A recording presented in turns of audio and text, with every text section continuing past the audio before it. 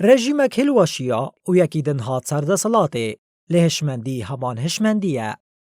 اف هستا ولاتین عفرینه ین لطاقن شیخ مقصود و اشرفیه ین حلبه دجینه.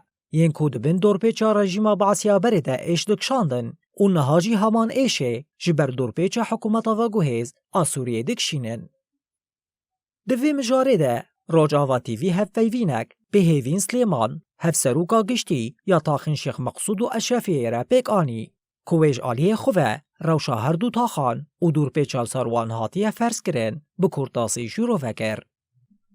اتفاقیه ده آزاره و هر وها ایگو جه ام ببین پشتیوه یک نیسانی جی هر وها حمیره گرک ورن وکرن یعنی استنگی نته چه کرن جگر را آلیه پیدوین جیانی دا آلیه چوندنو هاتنه در بس کرنا مدین سرکه ایکو روشا گل تی بروا برن تی جیان کرن اف حمی لسر هاتا اره کرن اما اف روش داویه گودر کتیه بشتی برخودانیا شش ام ببین تشرین ایگو در کتیه برخودانیا دیروکی گل تا شیخ مقصود و اشرفیه جبوریا خواهکن لهمبری سیستمانو براستی یعنی اف نها زحمتی هینه تکشاندن لأما رهاتن وکرن معبر ساتر آخات را کرن لأما همه هین اف سیاست دور پیچ کرنه هینه دوام دکه.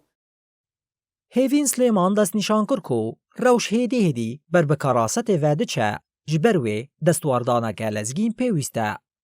یعنی لأما آلیه پیدوین جیانی آلیه پیدوین انسانی جبو ملت جبو گل سویل یعنی اف گرک نکوه مجار سیاست ام ببین مجار گل سر ملت جیان قطب کن زحمتیه بدن چه کرن انسان جیان خوش دست بده زاروک جیان خوش دست بدن یعنی اف اکید یعنی هر کس قبول ناکه ویتشتی جبر ویجی ام استنگیه که هری مزن یعنی بر و کاریسه که یعنی چه قصه تقنین گومه وکو مجلس رهبری هر دو تاخا تقنین گومه چه کری لأما تیره ناکه یعنی حتی دمکه و اوجی یعنی بداوی ببه.